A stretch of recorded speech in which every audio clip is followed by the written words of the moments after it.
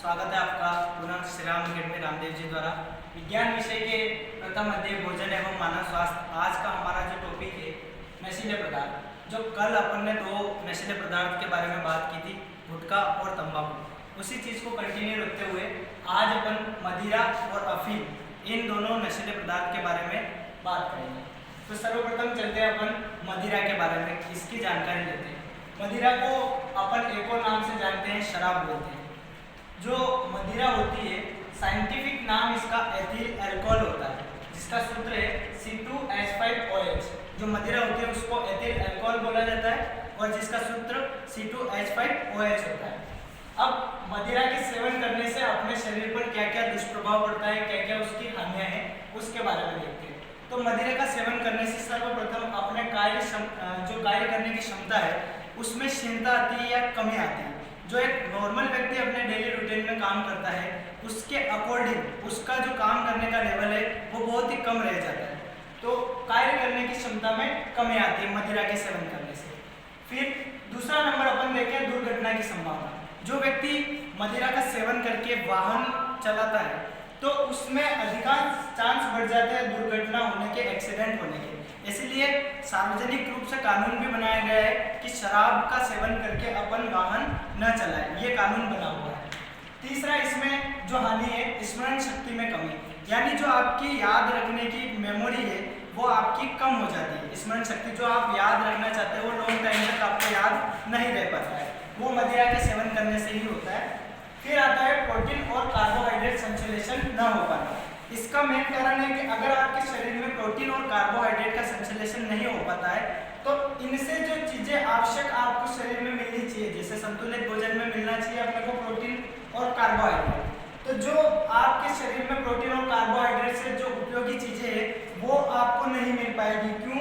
क्योंकि उसका संश्लेषण नहीं हो पाएगा।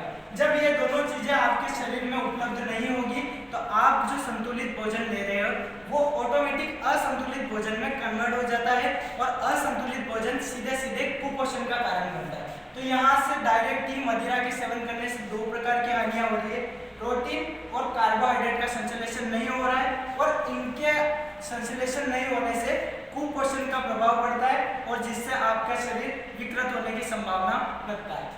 फिर आता है अपना पॉइंट, मदिरा के सेवन करने से आर्थिक स्थिति कमजोर हो जाती है। व्यक्ति प्रारंभिक मात्रा में इसका कम सेवन करता है।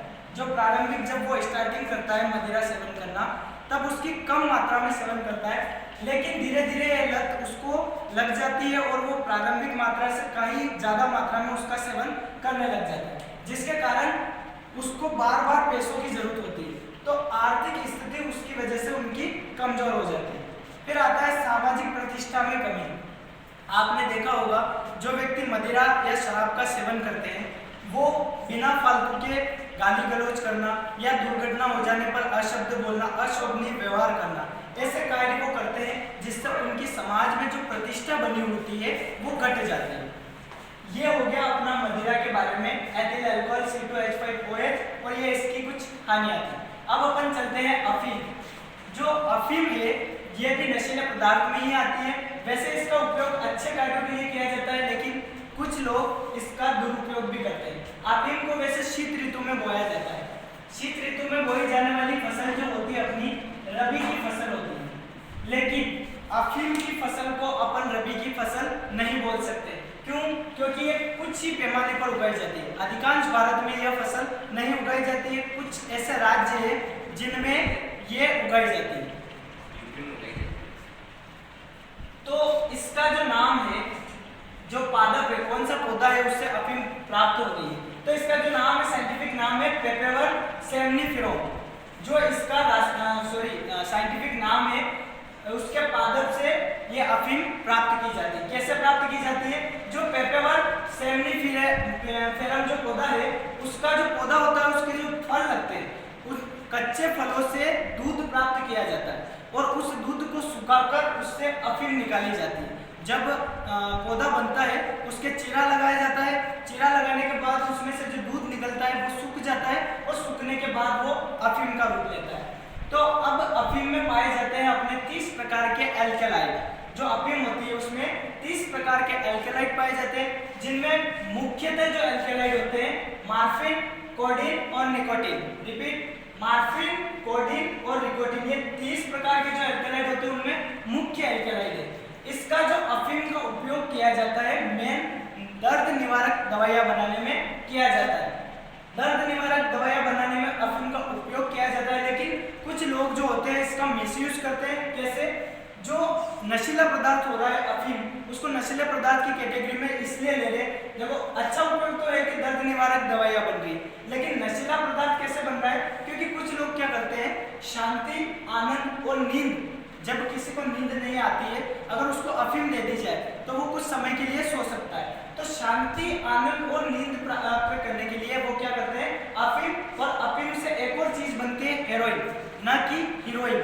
तो अफीम से जो चीज बनती है हेरोइन और अफीम, इन दोनों का वो व्यक्ति सेवन करने लग जाता है। इसकी भी वही सेम मात्रा है कि प्रारंभिक स्तर में तो इसकी मात्रा कम होती है, लेकिन धीरे धीरे जब व्यक्ति इसका अधिक सेवन करने लग जाता है, उसकी लत लग जाती है, तब इसकी मात्रा अधिक बढ़ जाती है।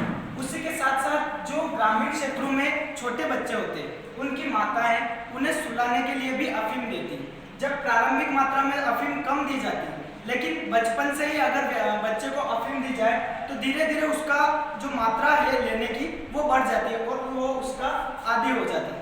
ग्रामीण क्षेत्रों में एक और जो प्रथा बोलते हैं अपन, वो प्रचलित है। ग्रामीण क्षेत्रों में क्या होता है, कुछ कुछ क्षेत्र ऐसे हैं जहाँ पर सुख और दुख, जैसे गम और खुशी होती है, उनके मौके पर अफीम की मनुहार की जाती है। मनुहार जो होती है वो की जाती है और अफीम खिलाई जाती है। तो ये कुछ कुछ प्रकार के जो मेन कारण है, इनकी वजह से अफीम जो ली जाती है और उसका मिसयूज होता है। अफीम का जो पौधा है, पौधे से जो फल, जो उसका पादप बनता है, पादप का जो फल है उसको सुखाकर उसका बनता है डोडा पोस्ट। डोडा पोस्ट बनता है, अफीम निकल जाती है, उसके बाद जो पौधा का जो फल है उसको सुखाकर डोडा पोस्ट बनता है। और कुछ क्षेत्रों में इसका उपयोग किया जाता है कि डोडा पोस्ट को उबालकर उसको सेवन किया जाता है। यह भी अफीम की तरह एक नशीले पदार्थ में ही आता है और भारी मात्रा में अफीम और डोडा पोस्ट की तस्करी की जाती है। जो दर्द निवारक दवाइयां बनाने में उपयोग ली जाती है उनको सरकार उसके कोटे से ले लेती है, लेकिन कुछ मात्रा में जो होते हैं उन डोडा पोस्ट की और अफीम की लोग तस्करी की जाती है। अब इसकी जो क्या क्या हानियां हैं, हानियां करने से पहले अपन इसके सेवन वाले भाग में चलते हैं कि कहाँ किन किन प्रदेशों में इसका सेवन होता है। तो यहाँ पे शॉर्ट ट्रिक में अगर ले अपन तो घूमर बोलो इसको, GUMR। तो इसका जो सर्वाधिक सेवन होता है गुजरात, उत्तर प्रदेश, मध्य प्रदेश और राजस्थान, यहाँ इन प्रदेशों में इसका सबसे ज्यादा सेवन होता है। अगर अपन उत्पादन की दृष्टि से देखें, उत्पादन की दृष्टि से भारत में प्रथम स्थान है मध्य प्रदेश का। अफीम के उत्पादन की दृष्टि से भारत में मध्य प्रदेश का प्रथम स्थान है। और अगर अपन राजस्थान की बात करें तो राजस्थान में प्रतापगढ़ जिले का प्रथम स्थान है अफीम के उत्पादन का।